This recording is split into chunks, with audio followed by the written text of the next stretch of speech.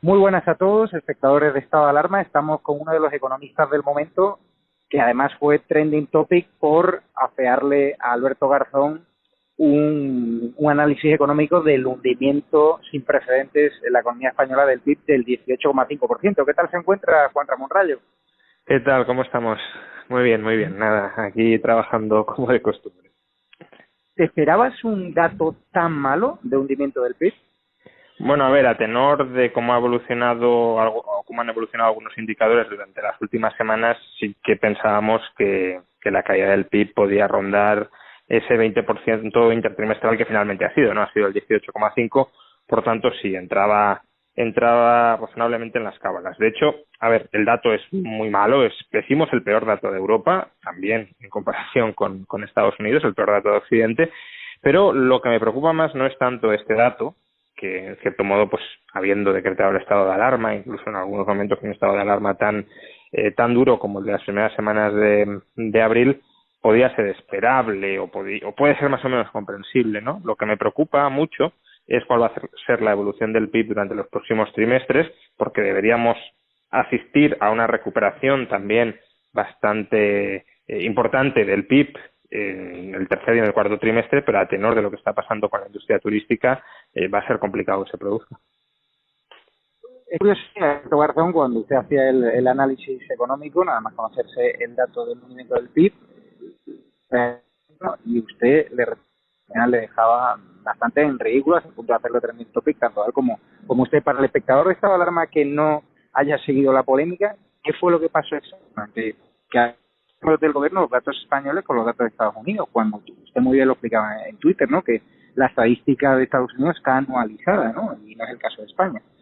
Sí, ese es el tema, ¿no? Ayer Alberto Garzón, bueno, y mucha otra gente, ¿no? Pero Alberto Garzón en particular, publicaron el dato del hundimiento del PIB estadounidense en un 33% y lo sacaron para afearle la gestión a Trump y en cierto modo para venir a decir que todos estamos muy mal, ¿no? Que no es solo España la que está mal, sino que fijémonos, Estados Unidos, la primera potencia mundial, y el PIB se está hundiendo un 33%. Y claro, cuando hoy hemos conocido el dato del 18,5% en España, así comparado parece que Estados Unidos haya caído más que España, se haya hundido más que España, y como algunos han llegado a reducir, que Pedro Sánchez y Pablo Iglesias lo están haciendo mucho mejor en términos económicos que Donald Trump, ¿no? Yo no voy a entrar de si lo están haciendo mejor o peor, porque creo que todos lo han hecho bastante mal en esta gestión sanitaria, pero desde luego la trampa es la que tú mencionabas. El dato de Estados Unidos está anualizado, es decir, es cuánto caería el PIB a lo largo de un año si el hundimiento de este trimestre se mantuviera durante los próximos 3 trimestres, no solo este, sino también durante los próximos 3. Y evidentemente eso esperemos que no suceda, pero en todo caso no lo puedes comparar con el hundimiento de un único trimestre. O dicho de otra manera, si no anualizamos el dato de Estados Unidos cae en el segundo trimestre un 9,5%, nosotros un 18,5%, es decir, casi el doble de lo que ha caído Estados Unidos. Y si optáramos por anualizar el dato español, para compararlo con el 33% de Estados Unidos, la caída de España sería del 56%, no del 33, sino del 56%. Por tanto, comparar el 33 con el 18 es hacer trampas. ¿Qué ha hecho mal España para tener los peores resultados del entorno europeo en cuanto a crisis económica? Porque Italia al principio empezó muy mal, pero ahora presenta un dato mucho mejor que nosotros. Alemania, por supuesto, Francia, por supuesto. Bueno, desde luego que tengamos tanto peso del sector turístico, pues es un factor, pero no es el único factor, ni mucho menos, porque Francia también lo tiene, e Italia también lo tiene, y no se han hundido tanto como nosotros. Yo creo que está muy relacionado con la muy mala gestión de la pandemia que se hizo. No es casualidad que España lidere el número de muertos por millón de habitantes y el hundimiento económico. Los dos factores están muy relacionados. Al final se nos ha venido a decir que existía una especie de disyuntiva entre salvar la vida y salvar la economía. Eso, a lo mejor, en algunas decisiones, en el margen, puede existir, pero grosso modo no existe. Si una economía se te muere, si los ciudadanos de una sociedad se te mueren, la economía se te hunde. Y si una economía se te hunde, evidentemente los ciudadanos también pasarán penurias y la esperanza de vida será mucho menor. Entonces, lo que ponen de manifiesto estos datos es que el coronavirus entró en nuestra sociedad de manera muchísimo más potente y devastadora que en otras sociedades, incluso que en otras sociedades como Francia o Italia, donde también fue verdaderamente dramático. Y, por tanto, la responsabilidad última de que haya penetrado tanto, de que se haya cargado la vida de casi 50.000 españoles y que haya hundido la economía en el segundo trimestre y previsiblemente la siga hundiendo en los próximos trimestres, es de quien tenía la responsabilidad, la competencia de evitar que este problema de salud pública se reprodujera. Y en última instancia, esa competencia la tiene el Gobierno de España, que es quien tenía la capacidad de decretar el estado de alarma, de establecer medidas de distanciamiento social y de evitar, por tanto, la propagación del virus. El entorno europeo los está bajando, nosotros somos los malditos de la clase, los subimos y ahí están cierre de empresas, las ICAs se están llevando el dinero fuera de España, algo está pasando, ¿no? Sí, claro, es que es lo que comentaba antes. A mí me preocupa no solo o no tanto este segundo trimestre, que como digo es relativamente comprensible habida cuenta de las medidas que se tienen que adoptar para evitar que el coronavirus siga propagándose a ritmos exponenciales. Me preocupa lo que pase a partir de ahora. Lo que algunos economistas esperaban que sucediera era una recuperación en V o en V asimétrica, y eso implicaba que pues en los próximos trimestres tendríamos que ver un crecimiento económico muy intenso. Probablemente empecemos a ver crecimiento económico, porque después de una caída de esta magnitud va a ser difícil que no se rebote algo. Ahora, ya digo, viendo cómo estamos sumidos en una segunda ola, o en el conato de una segunda ola, y por tanto que la temporada turística ha muerto, la recuperación va a ser mucho menos intensa de lo que se preveía. Para que nos hagamos una idea, ¿no? Porque creo que esta cifra es verdaderamente escalofriante. Si hay una segunda ola, si los incipientes rebrotes, la incipiente segunda ola que estamos viviendo ahora se generalizan y hay que volver a confinar la economía, la estimación es que no recuperaremos el nivel de prosperidad, de PIB, de riqueza que teníamos antes de la crisis hasta el año 2023, que esa es la estimación actual, más o menos, ¿no? Que en el año 2023 ya habremos regresado a como estábamos antes en términos de PIB antes de la crisis. Si hay una segunda ola, ni siquiera en el año 2025 habremos recuperado el nivel previo de actividad. Por tanto, ahora mismo nos estamos jugando el futuro, y de la misma forma que el gobierno de Pedro Sánchez y Pablo Iglesias condenaron a la sociedad y a la economía española a un empobrecimiento de como poco 3 años, cuando en febrero decidieron no tomar las medidas que había que tomar, ahora mismo, cuando están gestionando tan mal las medidas necesarias para evitar una segunda ola, también se están jugando el futuro de los próximos años de la sociedad española. Claro, porque debería hacer para revertir esta situación, y si cree usted que lo va a hacer. Hay dos grupos de medidas. Un grupo de medidas son las medidas sanitarias, medidas dirigidas a evitar la propagación masiva del virus. Si el virus se vuelve a generalizar dentro de nuestra economía y hay que volver a cerrar, lo cerremos porque lo diga el gobierno o cerremos porque la gente tenga miedo de salir a la calle a producir y a consumir, da igual. Sea cual sea la situación, porque lo cierre el gobierno o porque cerremos nosotros porque queremos, lo cierto es que sin seguridad, sin garantías, habrá un hundimiento de la economía que nos devastará. Entonces, hay que evitar la propagación del virus. ¿Y cómo?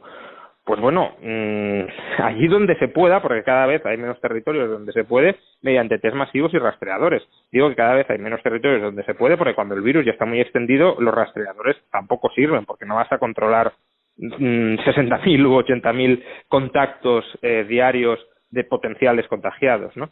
Entonces, eso ya es un fallo de principio, de no haber dotado los medios a la administración con los medios necesarios en el mes de junio para evitar llegar donde estamos ahora.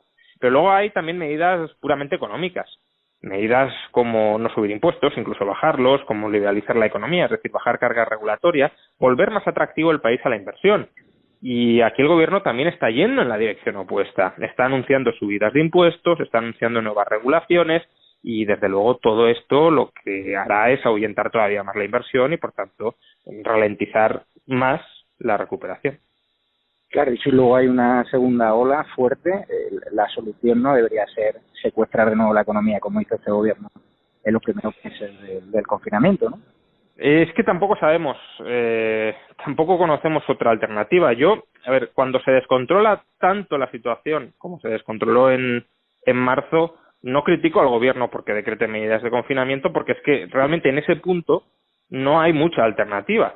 Lo que me parece indignante es que lleguemos a ese punto. Es decir, hoy, la semana pasada, o hace 2 semanas, sí había una ventana de oportunidad para evitar llegar a esa segunda ola, y es ahí donde las administraciones públicas se tienen que esforzar. Pero claro, una vez ya está todo el virus, está por todos los rincones de la sociedad y no puedes discriminar quién lo tiene de quién no, pues es que el mecanismo que conocemos es el medieval, es el de la cuarentena, es el de cerrarlo todo y aislar a todo el mundo. Pero claro, eso es devastador para la economía. Por tanto, habría que evitar llegar a ese punto. Pero este gobierno parece que la única forma que sabe de combatir el virus es dejar que todo se pudra y cuando ya está todo podrido decir, bueno, pues ahora vamos a cerrar la economía. Y no, es decir, Sánchez se ha colgado varias medallas por decir, nosotros actuamos muy contundentemente cerrando la economía. Ya, pero ¿por qué tuvimos que llegar al punto en el que la única alternativa para combatir el virus fuera cerrar la economía? Es que usted tendría que dimitir por las semanas anteriores no haber adoptado las medidas necesarias para evitar llegar a este punto. Y volvemos a estar en esa situación ahora mismo. ¿Y las ayudas europeas pueden ayudarnos a solucionar la población? Al final va a ser el chocolate del oro, que nos va a generar incluso mayor endeudamiento y que se despilfarre el dinero en partidas que no son necesarias. Ese es un riesgo. Es decir, desde luego, la partida de préstamos, en la medida en que nos den manga ancha para gastarlo como queramos, es sobre eso de que se despilfarre.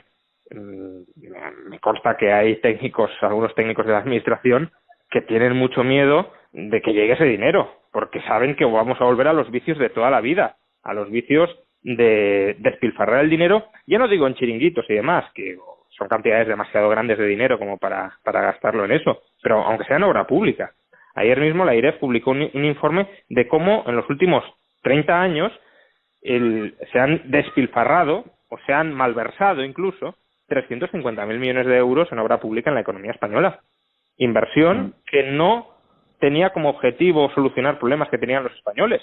Era inversión que tenía como objetivo pues seguir los caprichos de un determinado político que decía, yo quiero inaugurar esta carretera, quiero inaugurar esta vía de ferrocarril, aunque no fuera necesaria o aunque el coste fuera muy superior a los beneficios.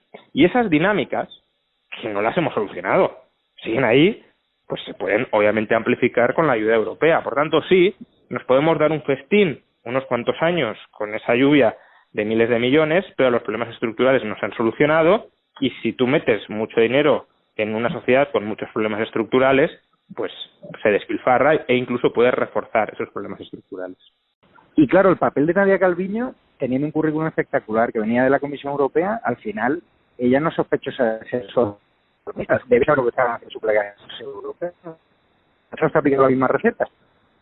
Sí, claro, a ver, ahí es que el gobierno hay que entenderlo como una lucha intestina entre intereses y visiones muy distintas. Entonces, Nadia Calviño, a ver, no es que tenga ideas muy liberales que vaya a relanzar la economía española, pero desde luego dentro del Ejecutivo es la voz más sensata. Entonces, es verdad que la ayuda europea, la condicionalidad vinculada a la ayuda europea puede reforzar su posición negociadora y quizá evitar que algunas de las ideas más alocadas, como derogar la reforma laboral, salgan adelante. Pero no pensemos que Sánchez e Iglesias, incluso estando Nadia Calviño dentro, van a desperdiciar la oportunidad de utilizar esos 140.000 millones de euros para, en la medida de sus posibilidades y con las restricciones que ponga Europa, maximizar sus opciones de reelección comprando votos. Entonces, esté Nadia Calviño o no, eso va a suceder porque es el puro instinto político. Pues muchísimas gracias, Juan Ramón Rayo, y gracias por ese tiempo y a todos los espectadores de Estado de Alarma. Un fuerte abrazo. Un abrazo, muchas gracias.